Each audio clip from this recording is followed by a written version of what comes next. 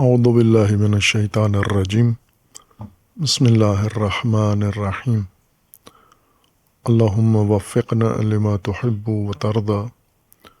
واجعل عاقبت امورنا خیرا ولا تکلنا الی انفسنا طرفۃ عین ابدا رب ادخلنی مدخل صدق واخرجنی مخرج صدق واجعل لی من لدنک سلطانا نصیرا۔ رہبر معظم حضرت آیت اللہ سید مجتبیٰ خامنئی دامت ظل العالی کا پہلا پیغام جو ان بحرانی حالات میں اور جنگ کے دوران اور اپنی قیادت کے آغاز میں ملت ایران اور ملت اسلامیہ اور اسی طرح مقاومت و مزاحمت کے مجاہدین کے نام اور اسی طرح دشمن کو مخاطب قرار دیتے ہوئے انہوں نے جو پیغام صادر کیا ہے، اس وقت دنیا کے تمام معتبر مطالعاتی ادارے اس کے تجزیہ و تحلیل میں مصروف و مشغول ہیں اور اس سے اپنے اپنے معیاروں کے مطابق نتائج لے رہے ہیں، اور دشمن زیادہ اس پیغام کے اوپر متمرکز ہے اور ان کے جو پیشہ ورانہ تھنک ٹینک ہیں، مطالعاتی مراکز، وہ اس کو ایک بڑے اہم موضوع کے طور پر دیکھ رہے ہیں۔ کچھ اپنے مطالعات کے نتائج فہرست بندی کر کے بیان بھی کر رہے ہیں اور کچھ اس کو اظہار نہیں کر رہے ہیں، لیکن یہ ضروری ہے کہ ملت پاکستان جو اس وقت مکمل طور پر ذہنی طور پر اور قلبی طور پر ایران کے ساتھ ہے اور مجاہدین اسلام کے ساتھ ہیں اور رہبر کے ساتھ ہیں، ان کے لیے بھی یہ پیغام واضح ہونا چاہیے، چونکہ قلبی طور پر احساساتی طور پر پاکستان یہ دوسرا مرتبہ ہے گزشتہ نیم صدی میں جب پورا پاکستان ایران کے ساتھ احساساتی طور پر شامل ہے۔ پہلا موقع انقلاب اسلامی کی کامیابی تھی اور اس وقت بھی پاکستانی عوام اور مختلف طبقات، سماجی طبقات کی یہی کیفیت تھی کہ احساساتی طور پر یہ سب کے سب انقلاب اور ایران کے ہمراہ تھے، اور بعد میں پھر انہیں مختلف عوامل کے نتیجے میں انقلاب سے دور کیا گیا، بدبین کیا گیا، بدگمان کیا گیا، اور پھر لوگوں کو، پاکستانیوں کو انقلاب سے منحرف کرنے کے لیے، فاصلہ ڈالنے کے لیے فرقہ واریت، فرقہ سازی، فرقہ بازی، دہشت گردی اور تفرقہ اور مذہبی منافرت، شیعہ سنی اور ہر طرح کا موضوع چھیڑا گیا، قتل و غارت تنظیمیں بنائی گئیں اس کے لیے، اور عالمی مدد کے ذریعے اور پاکستان کے اندر ریاستی وسائل کو استعمال میں لا کر انقلاب سے لوگوں کو دور کیا گیا، اور اس کا نتیجہ بھی نکلا، یعنی واقعاً پاکستان میں جن عوامل نے تبلیغ کے ذریعے، پراپوگنڈے کے ذریعے اور لوگوں کے اندر مذہبی منافرت پھیلا کر کوشش کی لوگوں کو انقلاب سے دور کرنے کی، وہ کامیاب ہوئے، ناکام نہیں ہوئے، ایسا انہوں نے نتیجہ لیا۔ اور اس وقت پھر رہبر شہید کی شہادت کے نتیجے میں اور ایران کی استقامت کے نتیجے میں اور اسرائیل اور امریکہ کے مقابلے میں پائیداری اور ثبات کے نتیجے میں پاکستان کے تمام طبقات، سماجی، عوامی، ایک دفعہ پھر انقلاب کے ساتھ ہم آہنگ ہوئے ہیں، یکجہتی پیدا ہوئی ہے، احساس ہمدردی ان کے اندر پیدا ہوا ہے، اور وہی کام پھر دوبارہ شروع ہوا ہے۔ لیکن اس دفعہ زیادہ وسائل کے ساتھ، چونکہ جب انقلاب اسلامی وقوع پذیر ہوا تھا تو میڈیا نہیں تھا، نہ آزاد میڈیا تھا اور نہ سوشل میڈیا تھا، یہ وسائل، یہ ٹیکنالوجی ہی نہیں تھی اس وقت۔ اس وقت پاکستان میں فقط ایک ٹی وی چینل تھا، اور وہ پی ٹی وی، سرکاری ٹی وی چینل تھا، جو ماشاء اللہ حکومت کے اختیار میں تھا، ضیاء الحق کے اختیار میں تھا۔ اور اس وقت انقلاب اسلامی کے ہم زمان افغانستان میں جنگ شروع ہوئی تھی، تو سرکاری ٹی وی کا زیادہ رجحان افغان جنگ کی طرف تھا۔ ہرچند سرکاری سطح پر ضیاء الحق نے انقلاب کے آثار و اثرات روکنے کے لیے بہت سارے مذہبی طبقات کا سہارا لیا اور ایسی وحشتناک تنظیمیں بنائیں اپنے اقتدار کو مضبوط کرنے کے لیے، لیکن میڈیا نہیں تھا اس وقت، اور مفتیوں سے، مولویوں سے استفادہ کر کے تکفیریت شروع کی گئی شیعہ کے خلاف، خصوصاً سرکاری طور پر، اور ریاستی سطح پر یہ کام شروع ہوا۔ آج یہ کام اس سے زیادہ شدت کے ساتھ شروع ہوا ہے کہ وہ طبقات جو بوکھلا گئے ہیں، خوف زدہ ہو گئے ہیں، پاکستانی عوام اور مختلف طبقات کا رجحان دیکھ کر ایران کی طرف اور انقلاب کی طرف، یہ طبیعی ہے۔ انسان کی فطرت اگر سالم ہو، ضمیر سالم ہو، تو اس کو اکسانے کی ضرورت نہیں ہے، وہ خود طبیعتاً مائل ہو جاتا ہے حق کی طرف یا مظلوم کی طرف۔ یا شجاعت و پائیداری انسان کی وہ صفات ہیں جنہیں انسان سراہتا ہے، جس کے اندر موجود ہوں پسند کرتا ہے انسان۔ پاکستانیوں کو بھی دلیری، شجاعت پسند ہے، خواہ وہ فلسطینیوں میں ہو، لبنانیوں میں ہو یا ایرانیوں میں ہو۔ اور یہ بات بھی مسلم ہے کہ پاکستانیوں کو شروع سے نیم صدی پہلے سے یا اس سے بھی پہلے سے 70-78 سال سے یہ حسرت تھی کہ کوئی مسلمانوں میں ایسا سورما پیدا ہو، کوئی ملت ایسی جاگے، کوئی رہبر ایسا ہو جو اسرائیل کو ضرب لگائے، اسرائیل کو مزہ چکھائے۔ اس حسرت میں پاکستانیوں نے لگ بھگ 70-80 سال بسر کیے ہیں، اور آج ان کی یہ آرزو ایران پوری کر رہا ہے، اور کاری ضربیں اسرائیل کے اوپر وارد کی ہیں، جس نے پاکستانیوں کے دلوں کو تسکین دی ہے، اور پاکستانیوں کے دلوں کو ایک طرح کی مرہم ثابت ہوئی ہے جو ایران نے اقدام کیا ہے۔ اور اس وجہ سے پاکستان کے تمام طبقات، مختلف مذہبی، سیاسی، سماجی اور تہذیبی، حتیٰ وہ طبقات بھی جو معمولاً مذہبی یا اخلاقی میدان سے دور ہوتے ہیں، انہوں نے بھی انقلاب اور ایران کے ساتھ اظہار یکجہتی کیا ہے۔ اس کے توڑ کے لیے میڈیا فعال ہوا ہے، اور میڈیا پہ تکفیری، ناسبی اور متعصب لوگوں کو بٹھا کے ان سے اینٹ شینٹ کہلوا کے اور اس طرح کنفیوژن پیدا کرنے کی کوشش کرتے ہیں، مختلف قسم کے شبہات ذہنوں میں ڈالتے ہیں کہ ایران اسلامی ممالک پر حملہ کر رہا ہے، سعودیہ پر حملہ کر رہا ہے، جبکہ حقیقت بالکل عیان ہے کہ ان عربی ممالک کے اندر اسرائیلی اور امریکی اڈے ہیں، اور ان کی کمپنیاں اور ان کے مفادات ہیں، اور ایران نے پہلے اعلان کیا ہوا تھا کہ جو سرزمین ہمارے خلاف استعمال ہوگی اور اس پر دشمن موجود ہوگا، ہم اس سرزمین پر دشمن پر حملہ کریں گے۔ اور سب سے بڑھ کر یہ ہے کہ اسرائیل ایران سے دور ہے، بیچ میں 2-3 ملک پڑتے ہیں، اور وہاں سے اس کے جہاز بھی آتے ہیں، میزائل بھی آتے ہیں، تو اردن کی سرزمین کو استعمال کرتے ہیں، شام کو استعمال کرتے ہیں، عراق کو استعمال کرتے ہیں، کویت کو استعمال کرتے ہیں، سعودیہ کو استعمال کرتے ہیں،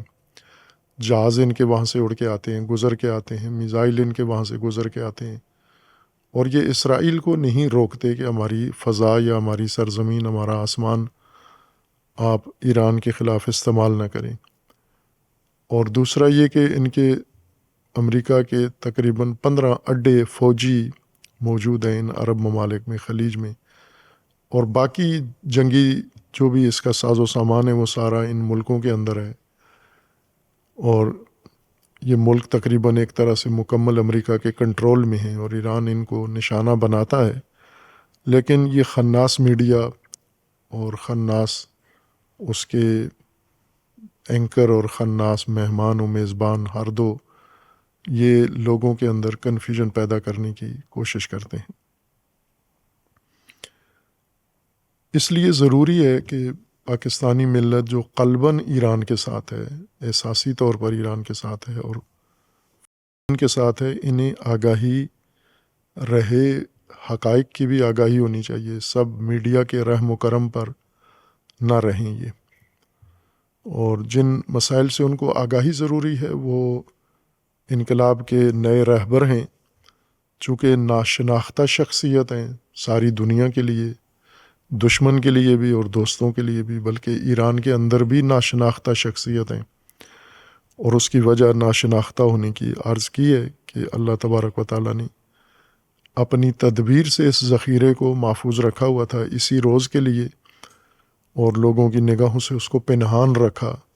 جیسے موسیٰ علیہ السلام کو اللہ تبارک و تعالیٰ نے لوگوں کی نگاہوں سے پنہان رکھا اور بہت سارے خطرات سے محفوظ کیا،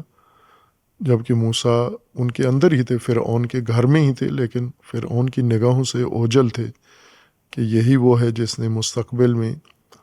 آنے والے دنوں میں فرعون کو ڈبونا ہے۔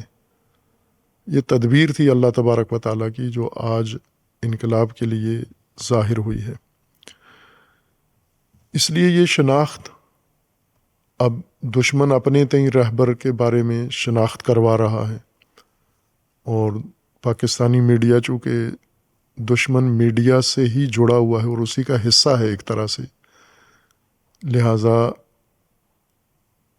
رہبر کے بارے میں اور موجودہ جنگ کے بارے میں اور ایران کے بارے میں جو کچھ میڈیا بیان کر رہا ہے وہ نتیجہ ہوتا ہے مغربی میڈیا کا، امریکی میڈیا کا، یورپین میڈیا کا خلاصہ ہی ہوتا ہے یہ۔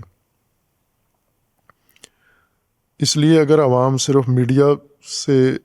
دکھائیں گے تو وہ مخدوش چہرہ، مسخ شدہ چہرہ بتاتے ہیں، جس طرح امام راحل کے خلاف انہوں نے پراپوگنڈا کیا، امام شہید کے خلاف پراپوگنڈا کیا، اسی طرح رہبر حاضر کے لیے بھی انہوں نے یہی روش اختیار کی ہے، لیکن ان کے پاس مواد نہیں ہے کہنے کے لیے، کچھ ہے نہیں کس چیز کو دستاویزات بنائیں، تخیلات دوڑاتے ہیں لیکن پھر آگے رک جاتے ہیں کیونکہ آگے میدان مل نہیں رہا، ان کو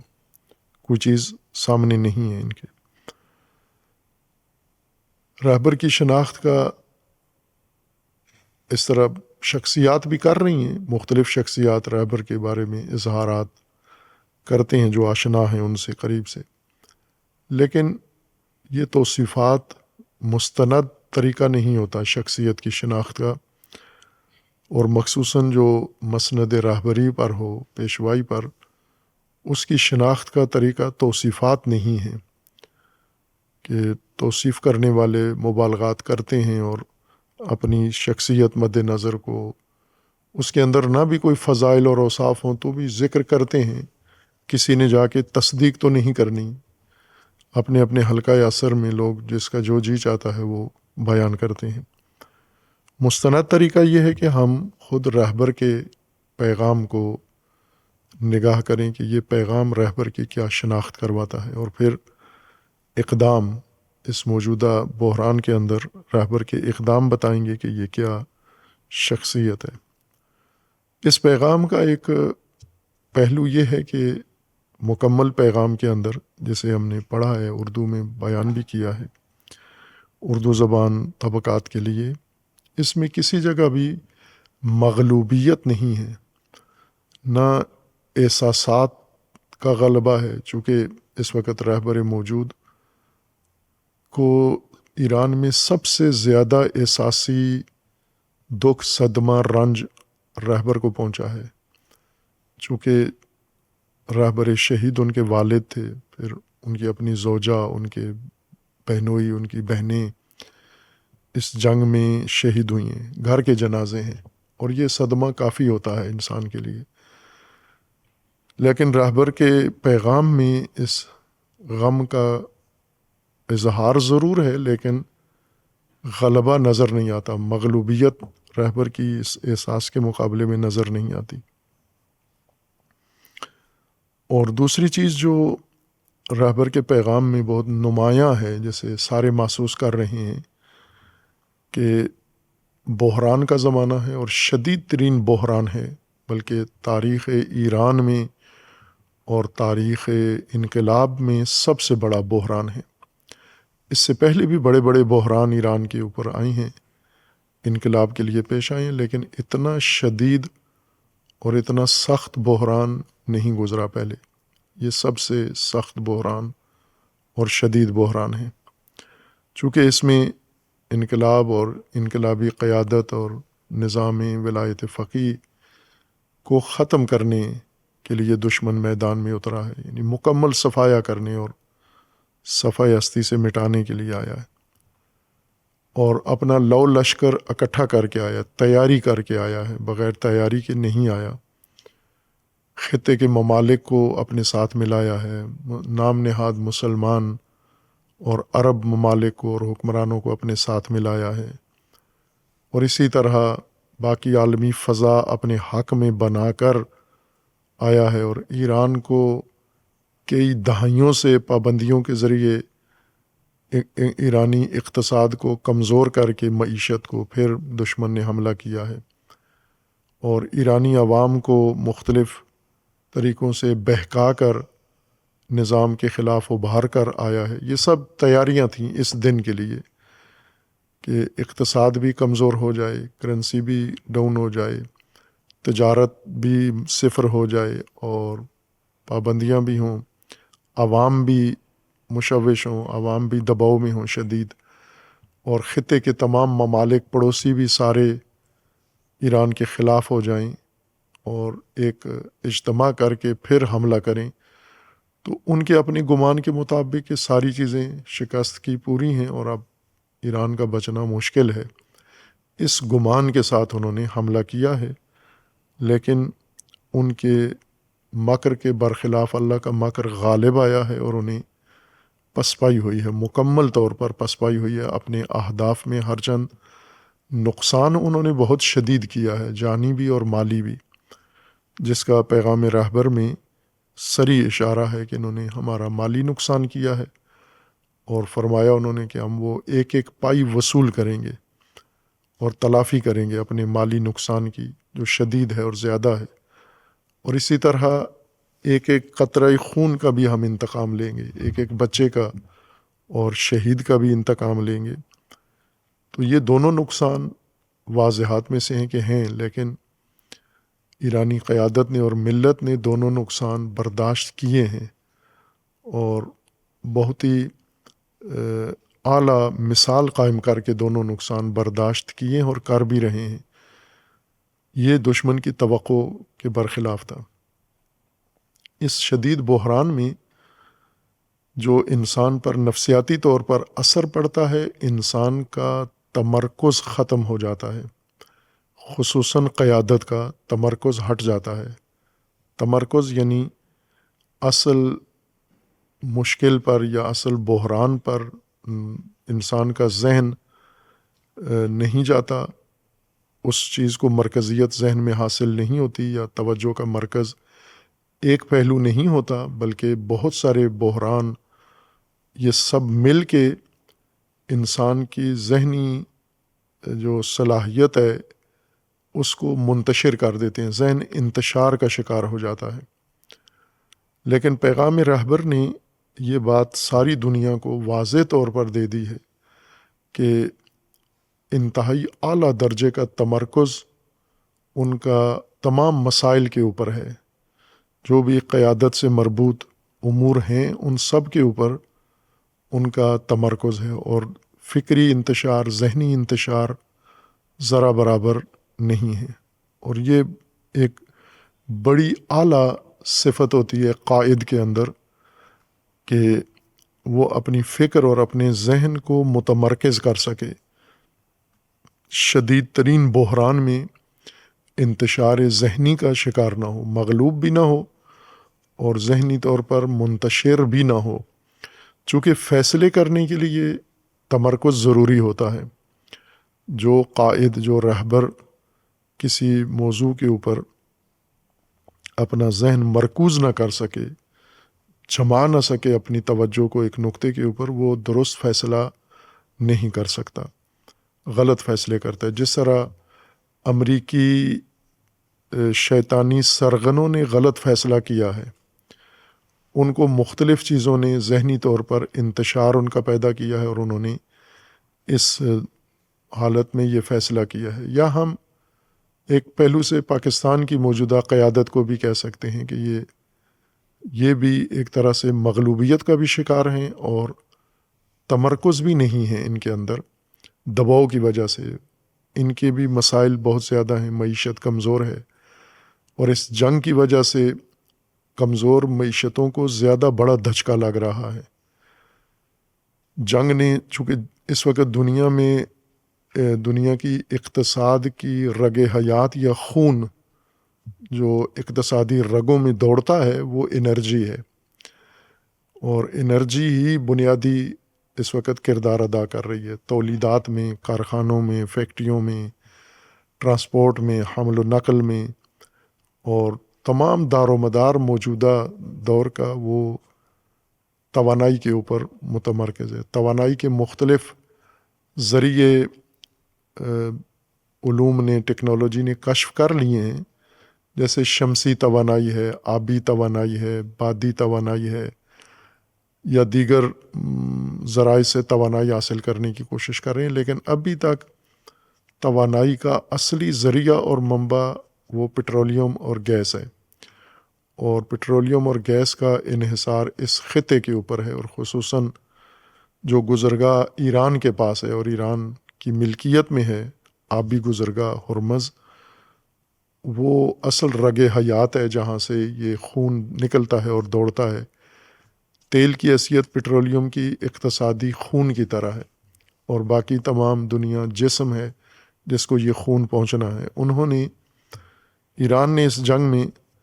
پہلی دفعہ یہ ہتھیار استعمال کیا۔ اس سے پہلے ہمیشہ دھمکاتے تھے اور کہتے تھے کہ جب آپ ایران کو نقصان پہنچاؤ گے، ایران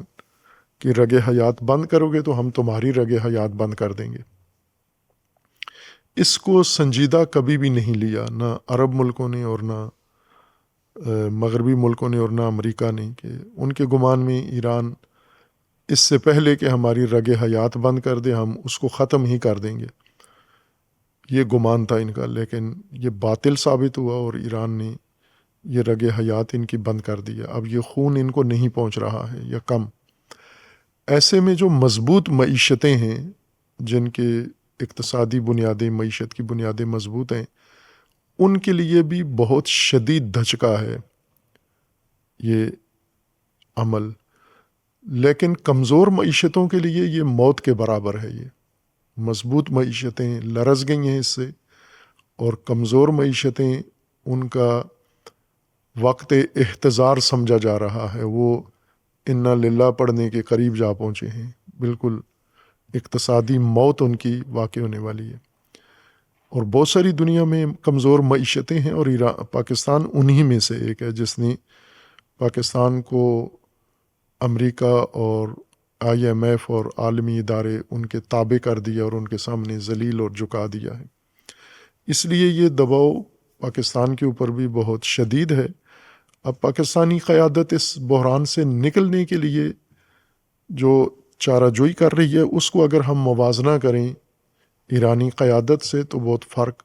نمایاں نکلتا ہے، کہ ایران اپنی بقا کے لیے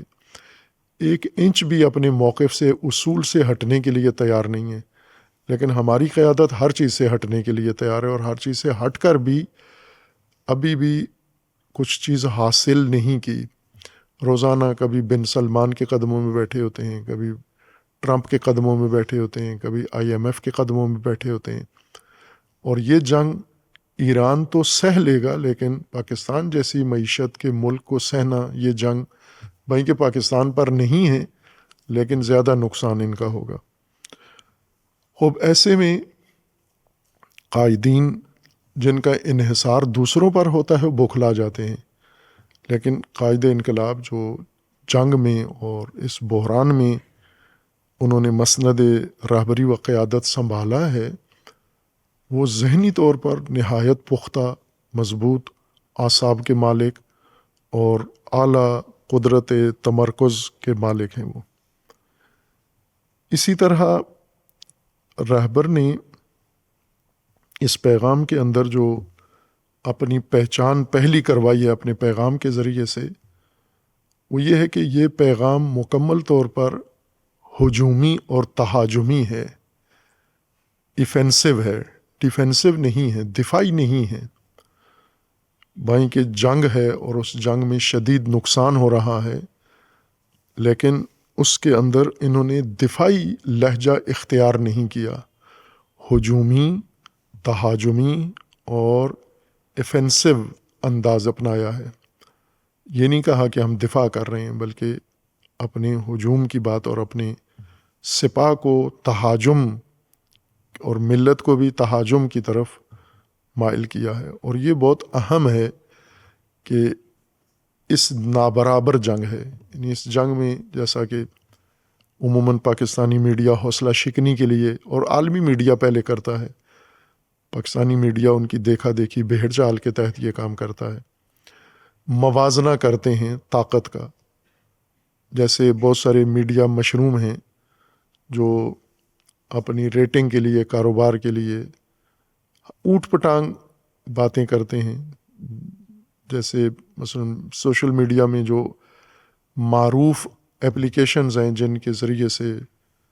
عوام کو مشغول کیا ہوا ہے، جیسے ٹک ٹاک ہے جس کے اوپر نہایت غیر سنجیدہ تمام طبقات لوگوں کی توجہ حاصل کرنے کے لیے، اپنی ریٹنگ بڑھانے کے لیے اور میڈیا اشتہارات حاصل کرنے کے لیے عجیب و غریب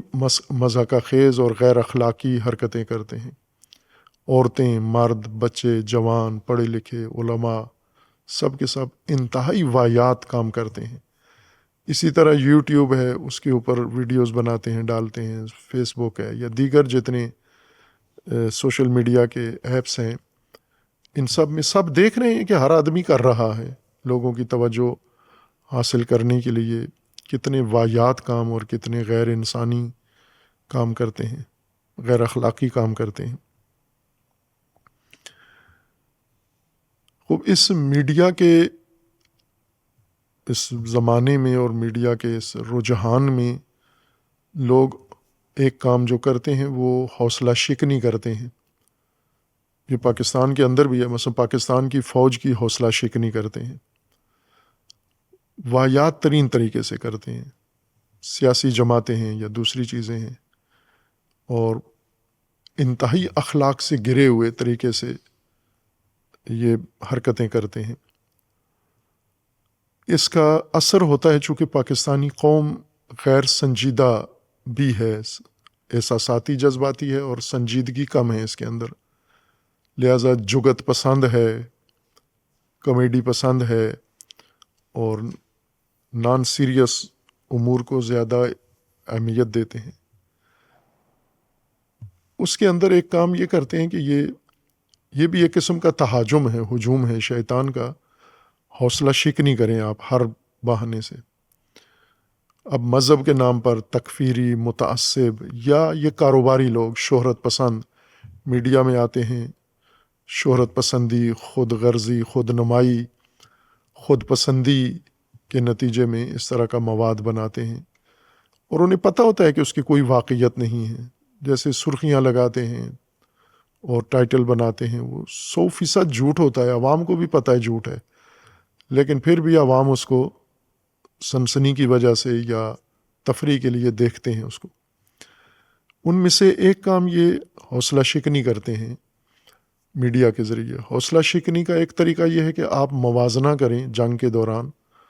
طاقت کا موازنہ کریں کہ ایران کے پاس کتنی طاقت ہے اور امریکہ کے پاس کتنی طاقت ہے، اور پھر یہ نشر کریں، لوگوں کو بھی بتائیں اور میڈیا میں عام کریں۔ یہ امریکی میڈیا یہ کام کرتا ہے، پھر ان کے جو پالتو ہیں یا ان کے تربیت یافتہ ہیں وہ بھی یہ مواد ان سے لے کے آگے سنسنی پھیلانے کے لیے یا اپنی ریٹنگ کے لیے یہ کام کرتے ہیں، اور اس میں یہ دکھاتے ہیں کہ ایران کمزور ہے،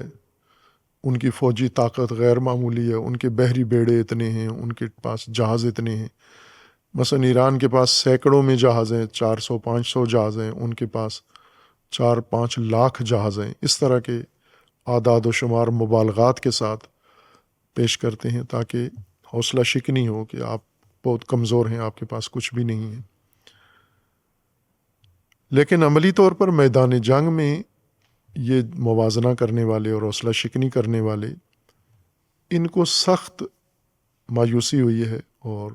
ظاہر ہے ڈھیٹ ہیں، یہ احساس نہیں کرتے، اعتراف نہیں کرتے، یا دستبردار بھی نہیں ہوتے کہ ہم جو غلط کام کر رہے تھے وہ اب نہ کریں، ہم اپنے جرم میں مصروف ہیں، جاری ہیں پھر بھی۔ لیکن رہبر نے جو پیغام دیا ہے ان کو، اس پیغام میں کسی جگہ پر بھی احساس ضعف نہیں کیا ہوا پیغام کے اندر کہ ایران کسی پہلو سے بھی کمزور ہے۔ ہر چند ان کی طاقت، دشمن کی جنگی طاقت زیادہ ہے، لیکن ساری جنگی ساز و سامان طاقت نہیں ہوتا، بلکہ جنگی امور میں، جنگی ثابتوں میں ساز و سامان کے ساتھ ساتھ اور پہلو بھی ہوتے ہیں، جیسے ایک ملت کا حوصلہ ہے، ملت کی قیادت ہے، اور اس ملت کی مہارت ہے، اور اس کے پاس دشمن کی شناخت ہے۔ اس وجہ سے اس پیغام کے اندر کسی جگہ احساس سے ضعف نہیں ہے، ذرا برابر شائبہ نہیں ہے، بلکہ رہبر نے اپنے پیغام میں پیغام کو ہجومی رکھا ہے، اور اسی سے یہ اندازہ لگا رہے ہیں کہ انہوں نے ایک بہت بڑی غلطی کر دی ہے۔ جس رہبر کو شہید کیا ہے وہ ان کے نزدیک وہ اہل مذاکرات تھے، اور مذاکرات کر بھی رہے تھے۔ رہبر، ہر چند رہبر کا اپنا موقف رہبر شہید کا مذاکرات امریکہ کے ساتھ نہیں تھے، لیکن ایرانی حکومت اور عالمی تقاضے کی وجہ سے وہ مذاکرات پر راضی ہو جاتے تھے کہ ہم مذاکرات کرتے ہیں، اور دونوں دفعہ مذاکرات کے دوران امریکہ نے حملہ کیا ہے، اور یہ ایک خصلت تھی ان کے اندر، یعنی دنیاوی تجزیوں کے مطابق رہبر شہید وہ سیاسی شخصیت تھے اور سیاسی نزاکتوں والے تھے، اور جہاں پر انہیں عبور کنٹرول حاصل تھا عسکری اور جنگی امور کے اوپر، وہاں پر وہ سیاسی مسائل کو بھی بہت جامع طرح سے دیکھتے تھے، لہٰذا مذاکرات کے لیے مذاکرات بھی کرتے تھے، نرمی کی جگہ نرمی دکھاتے تھے۔ اب یہ ان کے دشمن کے تجزیے ہیں، وہ دونوں رہبر میں موازنہ بھی کرتے ہیں کہ شہید رہبر اور موجود رہبر میں کن کن پہلوؤں سے فرق ہے۔ ایک فرق وہ یہ بیان کرتے ہیں کہ شہید رہبر وہ اہل مذاکرہ بھی تھے، لیکن یہ رہبر ان کے پیغام میں کسی جگہ اشارہ تک نہیں ہے مذاکرات کا، جنگ بندی کا، یا ضعف کسی جگہ بھی انہوں نے ظاہر نہیں کیا، صرف ہجوم ہے، تہاجم ہے، اور جنگ کو جاری رکھنے کا حکم ہے، اور پائیداری اور ثبات ہے۔ یہ اس لیے وہ اس نتیجے پر پہنچ گئے ہیں کہ وہ رہبر جو ان کے بقول جن دباؤ میں تھے، مشکلات میں تھے، اور دباؤ ان پر اثر انداز ہو رہا تھا، تو ان کو شہید کر کے ایک ایسا شخص موقع دے دیا اپنے رہبر بنانے کا جس کے اندر لچک ہے ہی نہیں ہے ذرا برابر بھی، اور جو صرف تہاجم کا سوچتا ہے، باقی کسی چیز کی کوئی اشارہ بھی نہیں دیا۔ یہ بھی نہیں کہا کہ ہم جنگ کم بند کریں گے یا آپ جنگ بند کرو ان شرائط پر، نہ شرائط بتائیں کچھ بھی، صرف ایک بتایا کہ ہم انتقام لیں گے اور ہم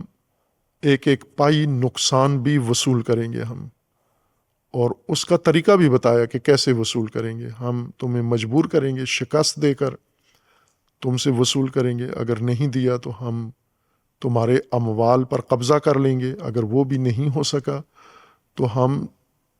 تمہیں مالی ضرب لگا کے تمہارے اموال کو نابود کر دیں گے ہم۔ اب یہ لہجہ، یہ انہوں نے پہلی دفعہ سنا ہے، یہ انداز۔ ایک جوان رہبر ہے اور غمزدہ ہے، اس کو اصولی طور پر زیادہ احساساتی ہونا چاہیے، جذباتی، اور اسے جنگ میں مہلت مانگنی چاہیے کہ جنگ بندی کرو تاکہ میں اپنے والد کو دفنا سکوں یا میں باقی امور انجام دے سکوں۔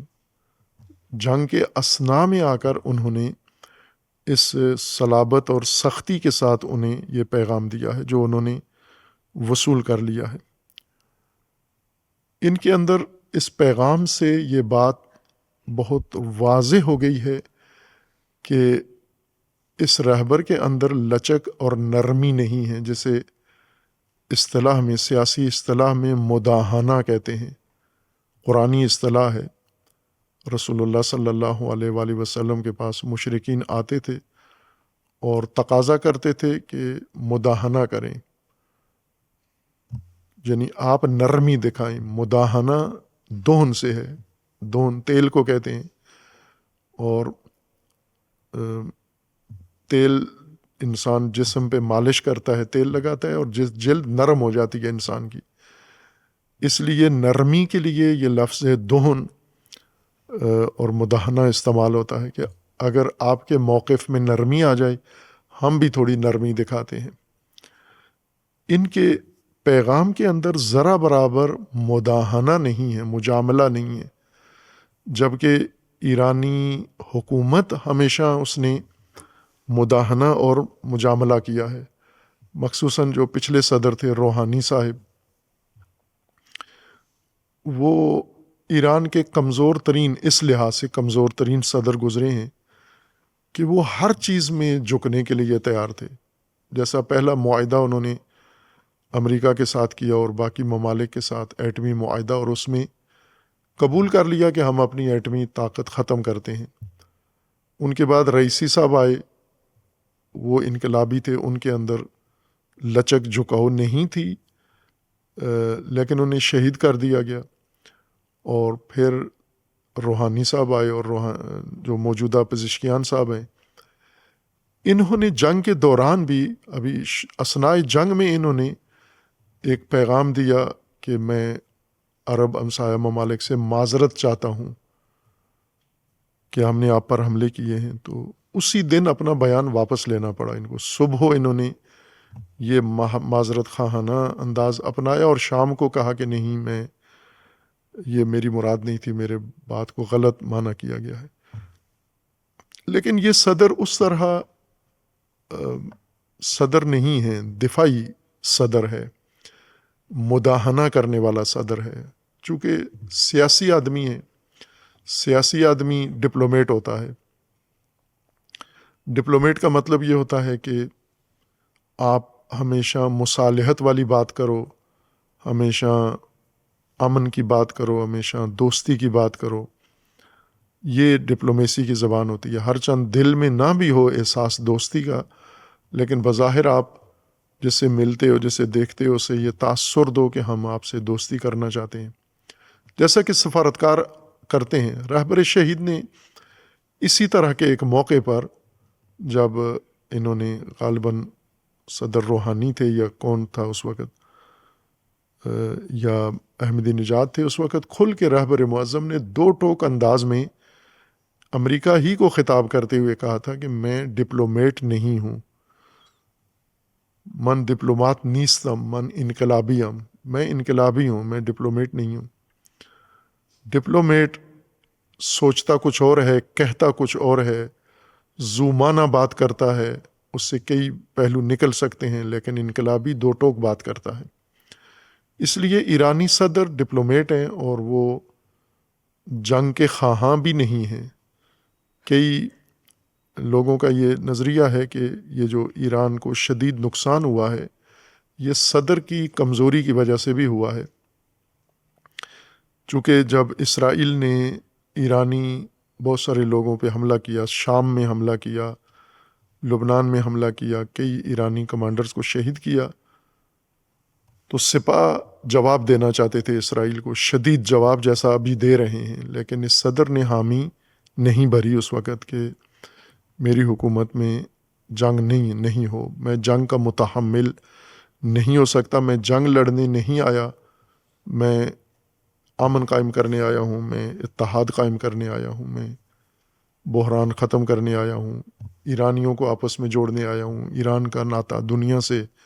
جوڑنے آیا ہوں۔ لہٰذا ایسی نرم باتیں انہوں نے بہت کیں امریکہ کے حق میں، امریکہ دورے میں بھی انہوں نے اس طرح کی باتیں کی، اور کئی دفعہ اس گفتگو پر ان کو بڑی شرمندگی بھی ہوئی، اور ان کے اپنے دوستوں نے بھی کہا کہ آپ کم بولا کریں، چونکہ آپ کو اس طرح سے تسلط نہیں ہے امور کے اوپر، لہٰذا آپ کی کمزور باتوں سے دشمن فائدہ اٹھاتا ہے۔ مثلاً انہوں نے کہا تھا کہ جب اسرائیل نے پہلے حملہ کیا تھا 12 روزہ جنگ میں، اکتوبر کی جنگ میں، اور ان کے ایٹمی اثاثے تباہ کیے تھے انہوں نے اپنے گمان کے مطابق، تو صدر نے ایک بیان دیا کہ ہم دوبارہ یہ چیزیں نہیں بنائیں گے، ایٹمی تاسیسات دوبارہ تعمیر نہیں کریں گے، چونکہ دوبارہ کریں گے پھر گرا دیں گے، پھر ماریں گے ہمیں۔ اس بیان کو بہت ناپسند کیا گیا ایک صدر کی زبان سے جس کی اتنی شدید دشمنی ہے۔ لہٰذا ہم اگر موازنہ کریں ایرانی صدر کے لب و لہجے میں اور ایرانی رہبر کے لب و لہجے میں، تو رہبر کا لہجہ بے لچک ہے، اور اس کے اندر صلابت ہے، اس کے اندر ہجوم تہاجم ہے، اور اس کے اندر ذرا برابر ڈپلومیسی نہیں ہے، بالکل انقلابیت ہے اس کے اندر۔ اور یہ پچھتاوا ہے دشمن کو اس وقت کہ ایک ان کے بقول ایک نرم خو، نرم مزاج رہبر کو شہید کر کے ہم نے ایک بہت ہی سخت موقف رکھنے والا رہبر کو موقع دے دیا ہے، اب اس سے سامنا کرنا اور دشوار ہو جائے گا۔ یہ دشمن کا تجزیہ ہے۔ ہماری نظر میں کوئی فرق نہیں تھا رہبر شہید میں اور رہبر موجود میں، دونوں کے اندر بہت ساری خصوصیات ملتی جلتی ہیں، مشترکہ خصوصیات ہیں، اور جو کچھ رہبر حاضر رہبر جدید نے سیکھا ہے وہ رہبر شہید سے ہی سیکھا ہے، جیسا کہ اس پیغام میں انہوں نے اس کی طرف اشارہ کیا ہے۔ اس پیغام کے اندر رہبر نے حاشیہ سازی نہیں کی۔ حاشیہ اصطلاح ہے، سیاسی بھی اصطلاح ہے، علمی بھی ہے، مدرسوں کی اصطلاح ہے۔ حاشیہ متن کے مقابلے میں ہوتا ہے۔ حاشیہ کا مطلب یہ ہوتا ہے کہ اصل موضوع اور اس کے ساتھ ایک اضافی موضوع جو اصل موضوع نہیں ہے۔ اکثر اوقات کسی گفتگو میں، مذاکرات کے اندر اصل موضوع کو چھوڑ کر اور اس کے ارد گرد بات ہو رہی ہوتی ہے زیادہ، اس کو کہتے ہیں حاشیہ سازی، یعنی متن سے ہٹ کر حاشیے میں جا کر بات چیت کرنا۔ رہبر نے جو پیغام دیا ہے اس میں ذرا برابر حاشیے کی طرف نہیں گئے، کسی فرعی، ضمنی، ذیلی کسی بات کو انہوں نے نہیں چھیڑا۔ اور سیاست میں یا جنگ میں، بحران میں ایسے فرعی مسائل بہت سارے ہوتے ہیں، جیسے ابھی پاکستان کے اندر ہے۔ مثلا پاکستان میں اس وقت ہم دیکھیں یہی میڈیا جو مختلف اپنے محرکات کے تحت کر رہا ہے جنگ کے بارے میں اظہار نظر۔ مثلا ایک موضوع یہ چھڑا ہوا ہے رہبر کی تدفین کب ہوگی۔ ایک بڑی ٹینشن پاکستانیوں کو ہے کہ رہبر کی تدفین کب ہوگی، کیوں دفن نہیں کر رہے۔ خوب یہ حاشیے کا موضوع ہے۔ یہ اس طرف اصلی موضوع اس وقت دفاع ہے، اصلی موضوع اس وقت جنگ ہے، اصلی موضوع اس وقت ملت کی استقامت ہے۔ لیکن تدفین شہداء کی یا رہبر کی تدفین یہ اصلی موضوع نہیں رہا جنگ کے اندر، یہ بعد میں ہو سکتا ہے۔ اس لیے اس کی طرف اشارہ بھی نہیں کیا اور اس موضوع کو چھیڑا بھی نہیں ہے، اس کو ایشو نہیں بنایا۔ جب جنگ ہو جائے گی، کامیابی حاصل ہو جائے گی، پھر باشکوہ طریقے سے تدفین کر لیں گے۔ یا اس طرح کے اور موضوعات ہیں جو دنیا توجہ کرتی ہے، لیکن رہبر نے اس کی طرف پیغام میں اپنے اشارہ نہیں کیا۔ یہ قیادت کی بڑی اعلیٰ صلاحیت ہے کہ قوم کا دھیان اصل موضوع سے ہٹا کے چھوٹے مسائل کی طرف یا فرعی مسائل کی طرف یا ثانوی مسائل کی طرف متوجہ نہ کریں۔ یہ رہبر بڑا ناموزوں ہوتا ہے جو خود اپنی گفتگو کے ذریعے حاشیہ سازی کرے، جیسے ہم نے پاکستان میں دیکھے ہیں حاشیہ ساز خطیب، ذاکر، سیاسی رہنما کہ اصل موضوع کے اوپر کم گفتگو کرتے ہیں، حاشیے میں زیادہ اظہار نظر کرتے ہیں، فرعی اور ثانوی اور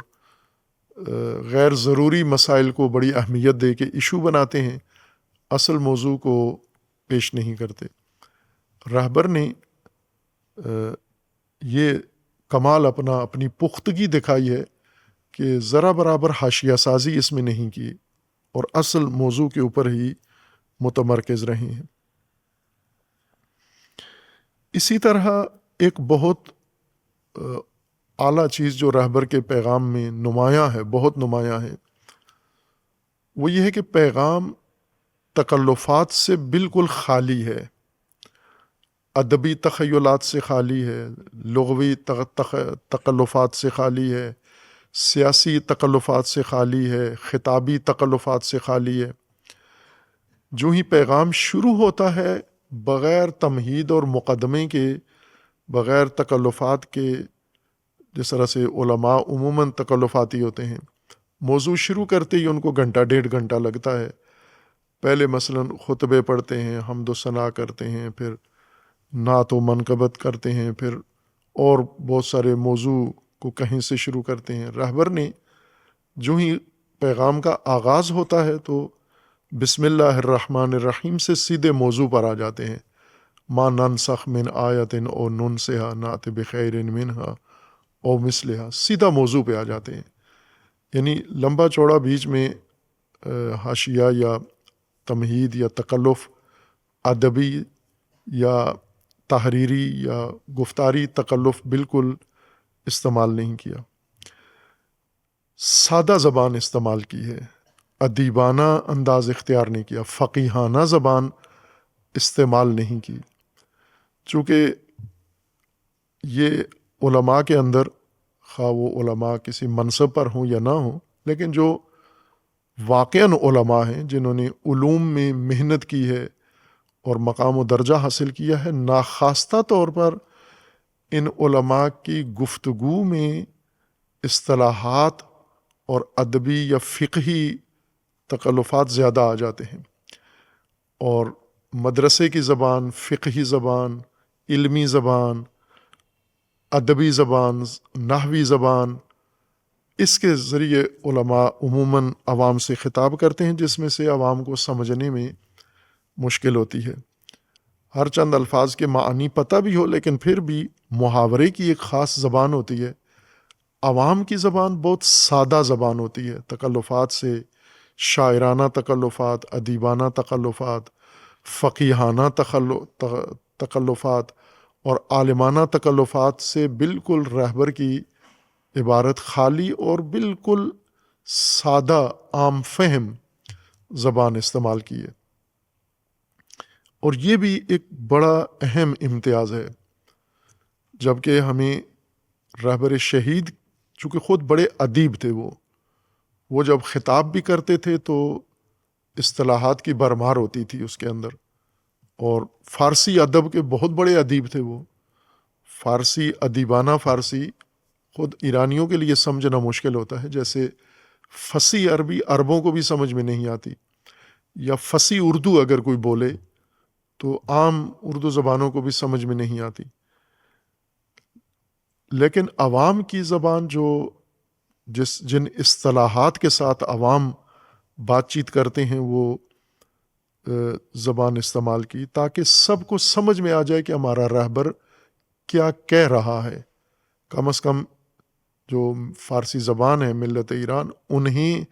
رہبر کی بات سمجھنے میں کوئی دشواری نہیں ہوگی۔ اور ظاہر ہے پہلا پیغام جب تکلفات کے بغیر ہے تو یہ توقع ہے کہ آگے جب بحران سے نکل کے جب آئیں گے تو بھی یہی انداز گفتگو، اور یہ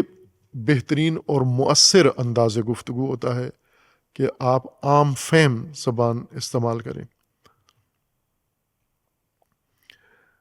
رہبر نے اس پیغام میں کسی جگہ مذاکرات کا ذکر تک نہیں کیا، اور کسی جگہ کوئی تقاضا دشمن سے نہیں کیا، درخواست نہیں کی۔ اسلامی ملکوں سے کہا ہے، اور اسلامی ملکوں سے بھی تہاجم کا تقاضا کیا ہے کہ آپ اپنے ملکوں سے امریکہ کو اور اسرائیل کو نکالو، یہ کہا ہے۔ باقی درخواست نہیں کی کوئی بھی ان سے، چونکہ درخواست معقول بھی ہو، تقاضا معقول بھی ہو، پھر بھی درخواست اور تقاضے میں اور تہاجم میں بڑا فرق ہوتا ہے۔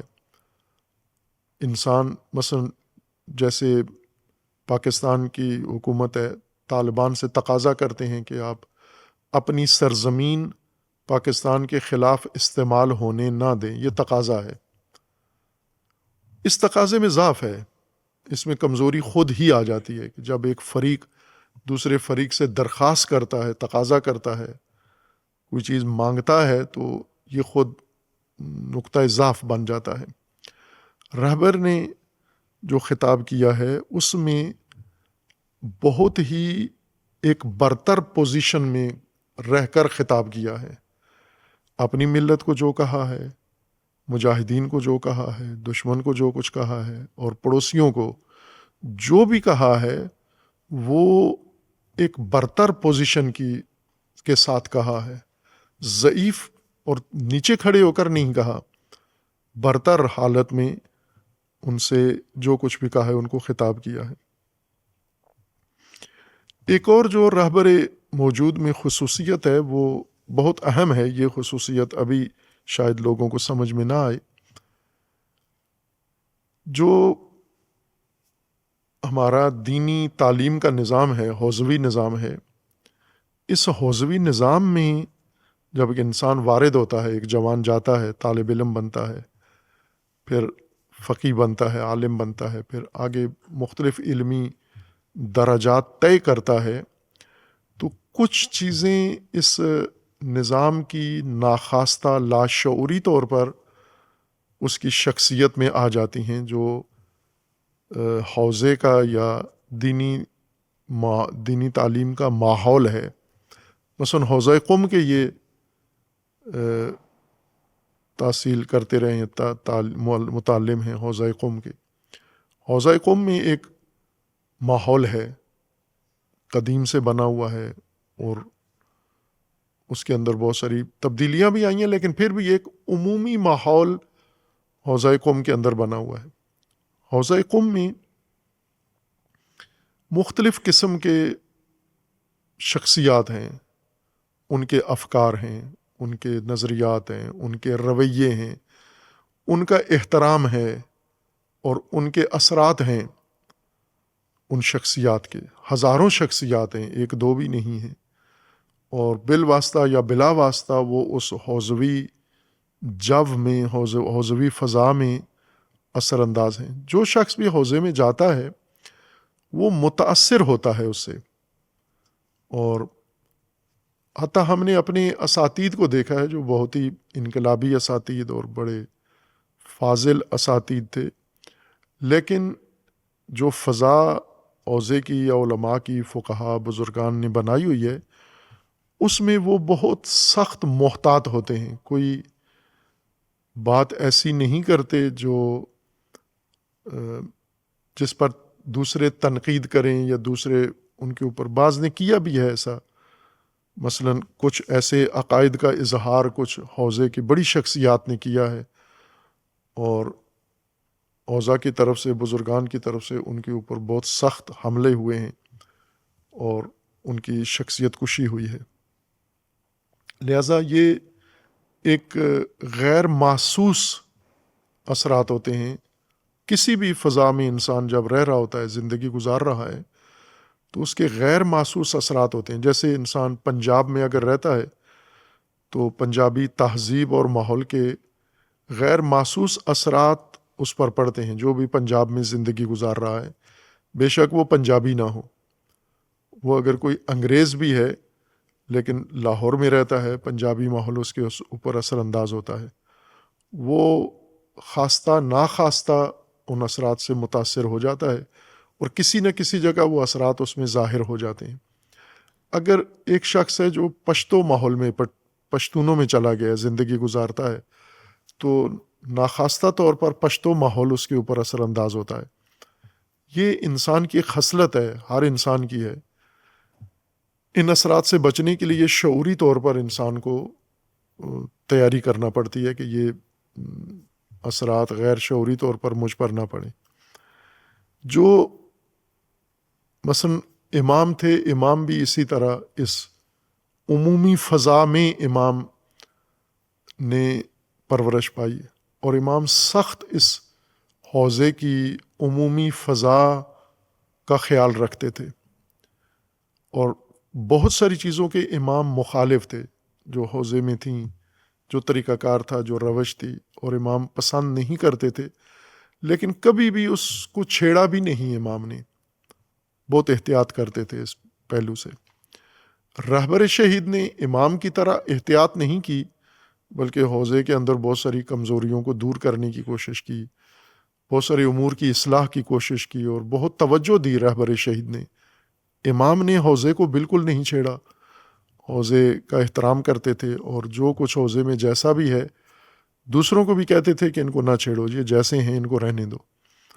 یہ مسئلہ کھڑا کریں گے ہمارے لیے۔ لیکن رہبر شہید نے ہمت کر کے، کوشش کر کے حوضے کی اصلاح کی کوشش کی، نظام حوضے کو بنا کے دیا، تاکید کی، اور بہت توجہ کی۔ لیکن در عین حال چونکہ خود رہبر شہید بھی اسی حوضے کی ایک تولید تھے، اسی حوضے میں انہوں نے پرورش پائی تھی، ہر چند فکری لحاظ سے بہت فاصلہ تھا، لیکن عمومی جو حوضے کا اثر تھا وہ رہبر اس کو ملحوظ رکھتے تھے۔ اب جو رہبر ہیں، یہ انہوں نے اپنے پیغام کے اندر جو روش اختیار کی ہے، جو انداز اپنایا ہے،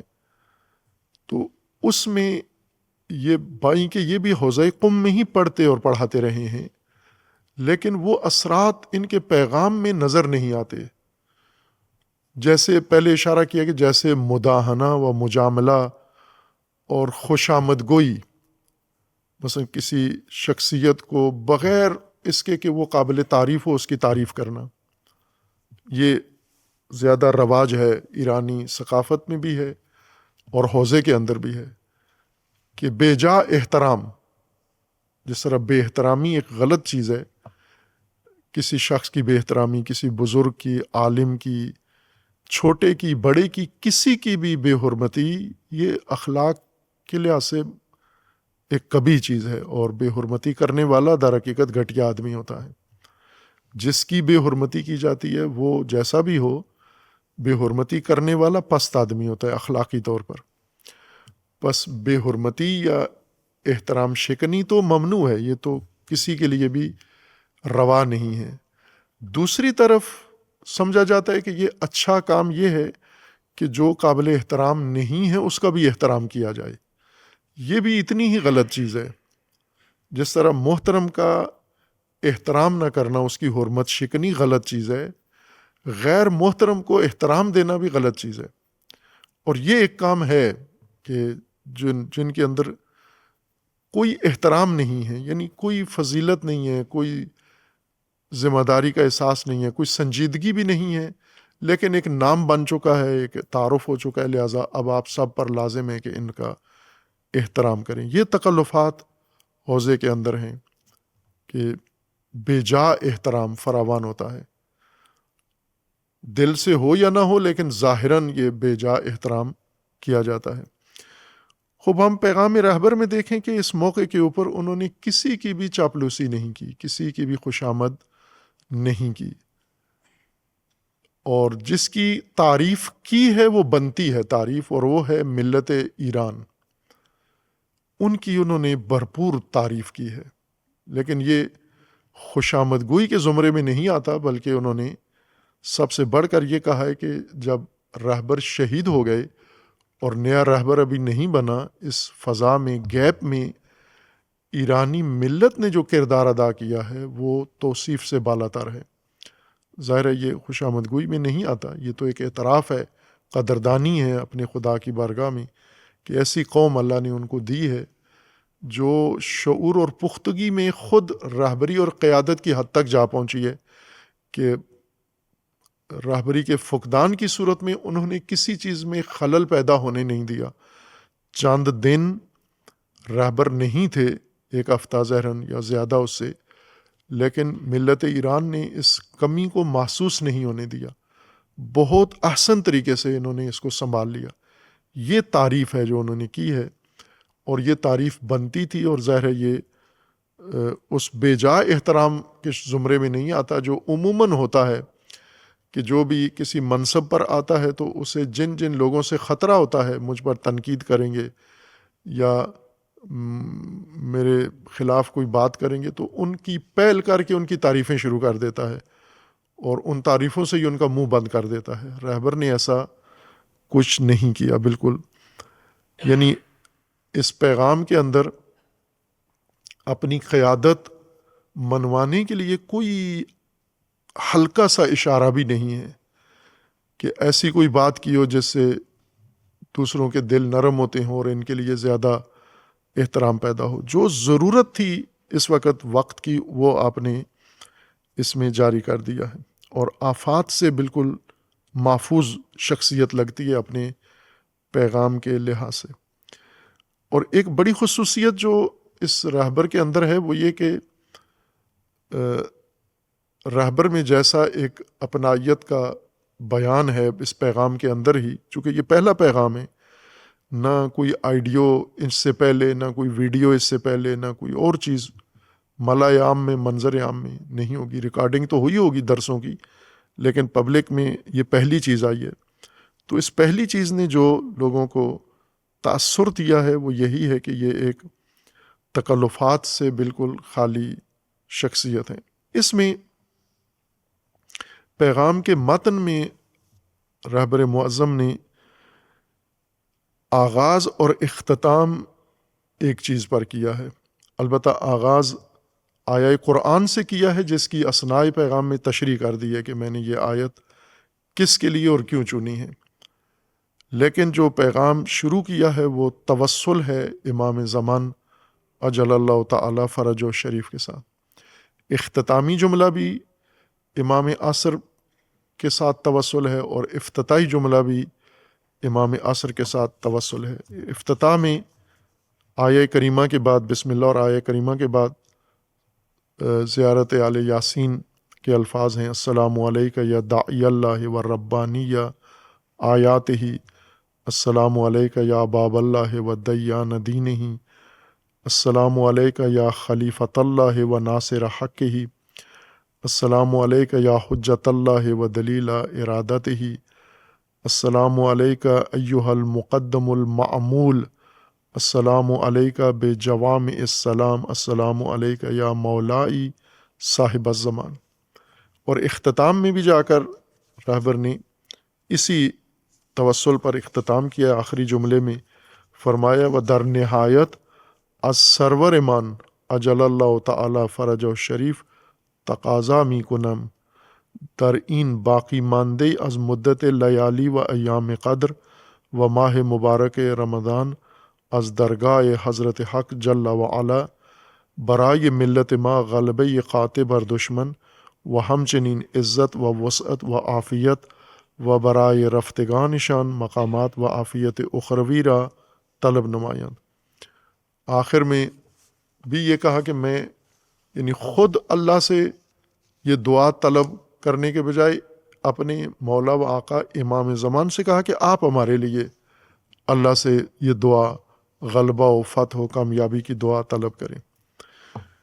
خوب یہ چیز اس خط کے اندر اور اس تاکید کے ساتھ یعنی لپٹا ہوا ہے یہ پیغام، آغاز و انجام اس کا افتتاحیہ و اختتامیہ توسل کے ساتھ امام عصر کی بارگاہ میں۔ یہ اس بات کی نشاندہی کرتا ہے کہ اس شخصیت کی پرورش جس تفکر کے ساتھ ہوئی ہے، جس نظریے کے ساتھ ہوئی ہے اور جس تعلق کے ساتھ ہوئی ہے، وہ ارتباط ہے قوی امام عصر کے ساتھ، ارتباط علمی ارتباط ذہنی، ارتباط قلبی اور ارتباط عملی، یعنی مہدویت کے ساتھ بہت گہرا تعلق رہبر معظم کا یہ پیغام ہی بتاتا ہے ہمیں۔ اب باہر سے حقائق ہمارے سامنے، ان کی زندگی، ان کے حالات، ان کے اساتید، ان کے سب کچھ ہوگا، چند بزرگوں کے بیانات ہیں، لیکن میں ان کا حوالہ نہیں دینا چاہتا۔ توصیف کے ذریعے ہم رہبر کی پہچان نہ کریں، رہبر کے پیغام سے ہم رہبر کی پہچان کریں۔ خود یہ پیغام بتاتا ہے کہ امام وقت سے کتنا گہرا تعلق ہے، اور شاید یہ جو خصوصیات پیغام کے اندر نظر آتی ہیں، یہ صلابت، قاطعیت، تہاجم، بے خوف اور غیر مغلوب، اور کوئی مداہنہ نہیں ہے اس کے اندر، اور کوئی تقاضا اور ضعف نہیں دکھا رہے، تو یہ اسی وقت ہوتا ہے کہ جب انسان کسی مربوط جگہ، بہت پکی جگہ پر ہو۔ مثلا جیسے ابھی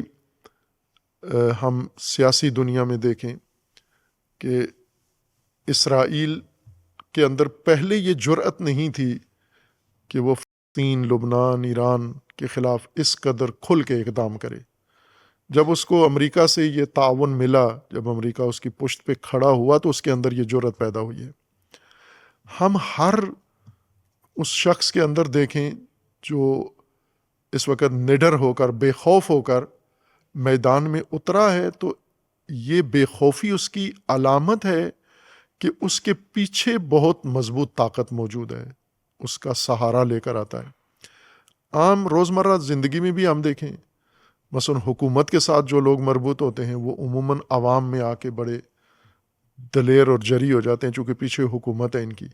تھانے کی جس کو حمایت حاصل ہو وہ عموماً لوگوں میں بڑا جری بن جاتا ہے۔ یہ بات ہم نے پہلے اپنے تجزیات میں کی ہے کہ طالبان افغانستان کے بھائی کے ایک غیر قانونی نظام ہے وہاں پر، پوری دنیا اس کو نہیں مانتی، اقوام متحدہ ان کو حکومت نہیں مانتی، دنیا کا کوئی ملک ان کو حکومت نہیں مانتا سوائے روس کے، اور روس نے بھی صرف پیپر پہ ان کو تسلیم کیا ہے، عملاً نہیں ہے۔ کسی ملک نے ان کو ایک رسمی حکومت کے طور پر نہیں مانا ہوا۔ لیکن پاکستان کی فوج سے نہیں ڈرتے۔ پاکستان کی فوج ان کو کہتی ہے کہ اپنے ملک کو ہمارے خلاف استعمال نہ ہونے دو، وہ پاکستان کی فوج کا مذاق اڑاتے ہیں۔ پاکستان حملہ بھی کرتا ہے پھر بھی نہیں ڈرتے۔ ابھی پاکستان نے حملہ کیا، انہوں نے جواباً اسلام آباد پہ حملہ کر دیا ہے۔ اور یہ بات ہم نے پہلے کی ہے کہ اس کا مطلب یہ ہے کہ طالبان کے اندر یہ خود اعتمادی کسی پشتیبانی کی وجہ سے، کوئی ہے ان کے پیچھے کہ جس کے اوپر انحصار کر کے وہ پاکستان کی مضبوط فوج کے مقابلے میں کھڑے ہو جاتے ہیں۔ یہ ایک عام قاعدہ ہے کہ جب بھی آپ کسی شخص کو دیکھو گے کہ بہت طاقتور ہے، طاقت ظاہر کر رہا ہے، توانا ہے، مقابلہ کر رہا ہے، میدان میں کھڑا ہوا ہے، تو ہمیں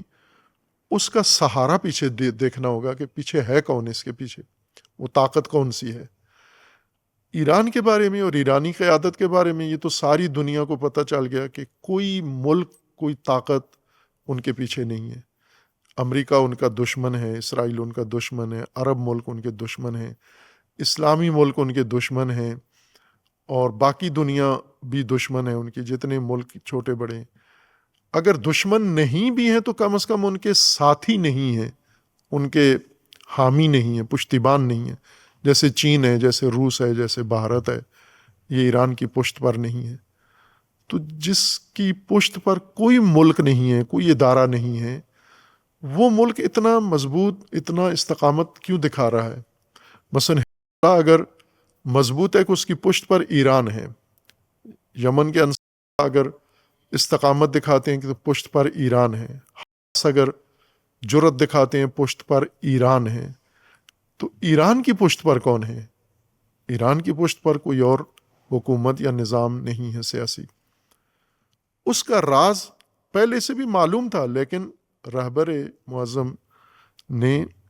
اس کا راز اپنے پیغام میں فاش کر دیا ہے کہ ان کے پیچھے جو مضبوط سہارا ہے جس سے جڑے ہوئے ہیں، وہ اللہ تبارک و تعالیٰ کی ذات ہے اور امام عصر اجل اللہ تعالیٰ فرج الشریف، اور یہ ارتباط اس قسم کا ہے جس سے انسان کے اندر یہ طاقت، یہ صلابت آ جاتی ہے۔ لہٰذا پیغام کا آغاز بھی امام زمانہ سے ہوتا ہے اور پیغام کا اختتام بھی امام زمانہ سے ہوتا ہے، یعنی یہ وہ شخصیت ہے جو راہبری اور قیادت کی مسند پر پہنچنے سے پہلے اس منبع سے متصل ہو چکی ہے جس کے بھروسے پر، جس کے سہارے پر انہوں نے یہ پیغام صادر کیا ہے۔ اس کے بعد جو پیغام کے اندر اہم حصہ ہے، ایک وہ شہداء کے بارے میں اظہار احترام و عقیدت ہے آغاز کلام میں ہی۔ امام عصر اجل اللہ تعالیٰ فرج الشریف سے توسل کے بعد دوسری بات ہے جو ملت ایران کے بارے میں ہے۔ دوسرا حصہ پیغام کا البتہ مجلس خبرگان کے فیصلے کے بارے میں ہے کہ مجلس خبرگان نے جو انہیں قیادت پر چنا ہے، اس میں بھی انہوں نے بغیر تکلف کے بہت سادہ طریقے سے بتا دیا ہے کہ اس چناؤ میں میں پہلے سے دخیل نہیں تھا یا میرے علم میں نہیں تھا کہ مجھے یہ اس مسند کے لیے چن رہے ہیں۔ ہر چند ان کا نام لیا جاتا تھا، لیکن جو نام لیتے تھے وہ مجلس خبرگان نہیں تھے، دوسرے لوگ تھے جو تذکرہ کرتے تھے کہ راہبر کے بیٹے ہی ان کو راہبر بنانے کی کوششیں ہو رہی ہیں۔ اور ظاہر ہے کہ میڈیا کہے یہ بات، مخالفین کہیں، تو اس کی کوئی اہمیت نہیں ہوتی۔ جنہوں نے راہبری کے لیے فیصلہ کرنا تھا انہوں نے ان سے کوئی رابطہ نہیں کیا، اپنے طور پر انہوں نے تسلی کر کے انہیں قیادت کے لیے انتخاب کیا، اور یہ فرمایا کہ میں بھی ایران کے ٹی وی سے متوجہ ہوا، ٹی وی میں جب اعلان ہوا نئے راہبر کا تو مجھے بھی اسی وقت پتہ چلا، آپ کو بھی اسی وقت پتہ چلا۔ صاف الفاظ میں ان کو بتا دیا کہ یہ کوئی پلاننگ یا پہلے سے طے شدہ کوئی چیز نہیں تھی، بلکہ مجلس خبرگان نے اس بحران کے دوران ہی یہ نتیجہ لیا ہے۔ اور پھر یہ بتا بھی دیا کہ میرا فاصلہ پہلے دو اماموں سے کتنا زیادہ ہے، امام راحل اور امام شہید دونوں سے۔ فرمایا کہ میں کسی طرح ان کے برابر نہیں ہوں، کسی لحاظ سے بھی ان کے برابر نہیں ہوں، چاہ جائے کہ ان سے بہتر میں اپنے آپ کو کہوں۔ تو پھر یہ بھی ساتھ بتا دیا کہ یہ جو میں نے آیا چنی ہے اس کا تو معنی یہ تھا کہ میں ان سے بہتر ہوں۔ ما ننسخ من آیت او ننسها نأت بخیر منہا او مثلہا، یعنی ہم کسی آیت کو ہٹاتے ہیں تو اس سے بہتر یا اسی جیسی آیت لے کر آتے ہیں۔ تو گویا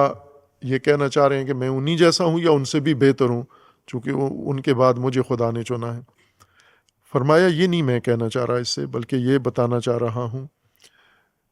کہ اللہ نے راہبر کی نعمت ہم سے چھینی ہے، لے لی ہے، اور دشمن نے چھین لی ہے، تو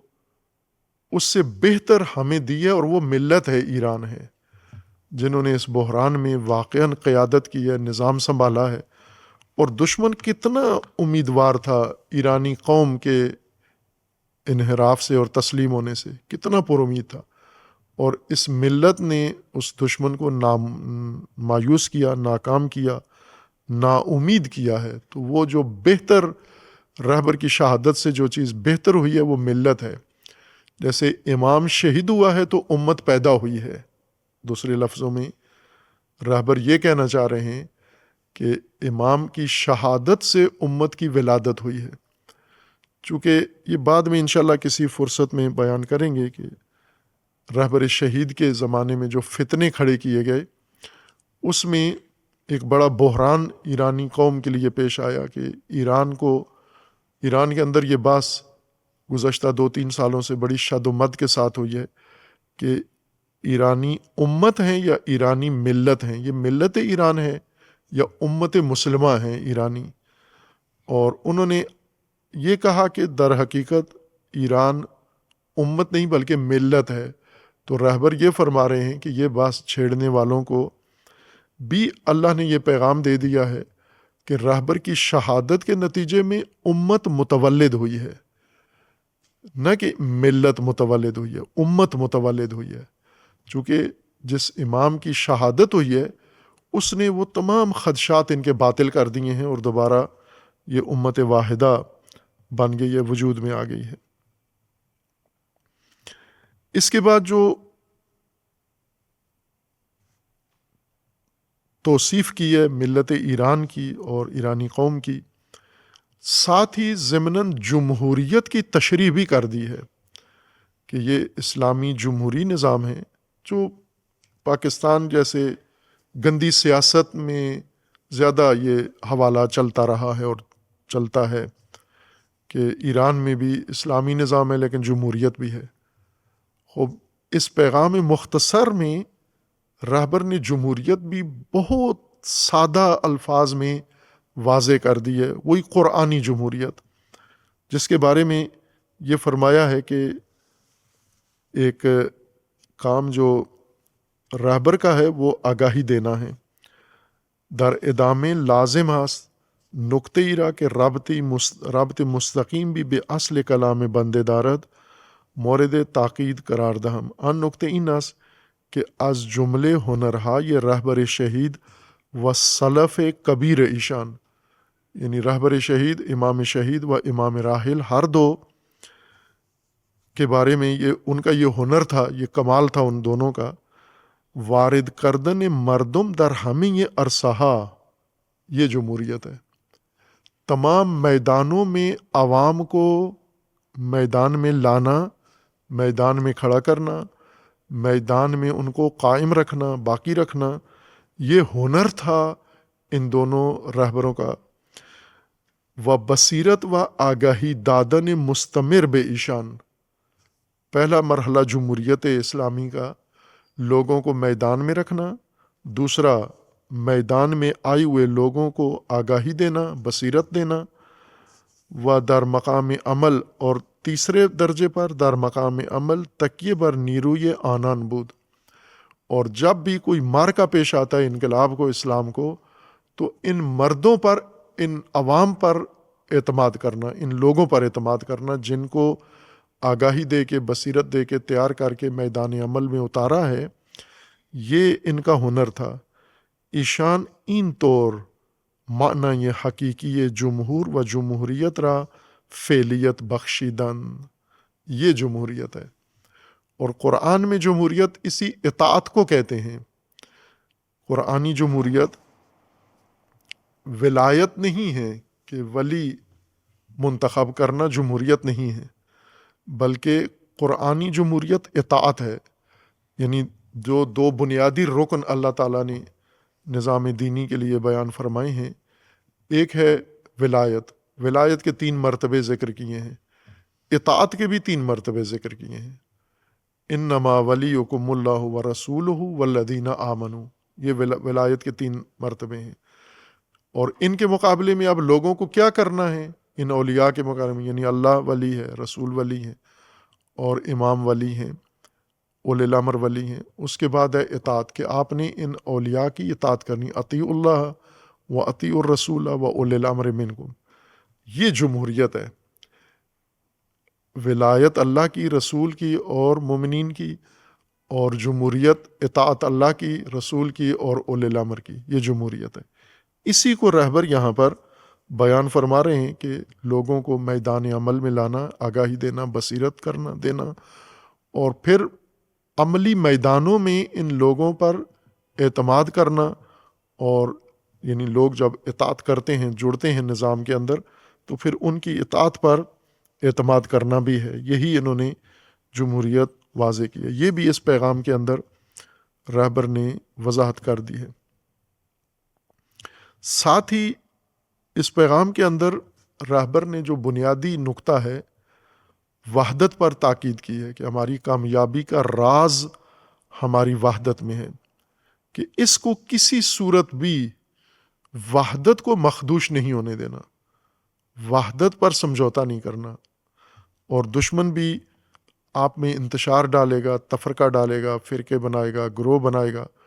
رہبر شہید بھی اس پر تاکید فرماتے تھے، اور رہبر موجود بھی، کہ وحدت ہے ہماری کامیابی کا راز ہے، اور اس کو آپ نے ہمیشہ قائم رکھنا ہے۔ ثانیاً اس کے اگلے پیغام کے اثناء میں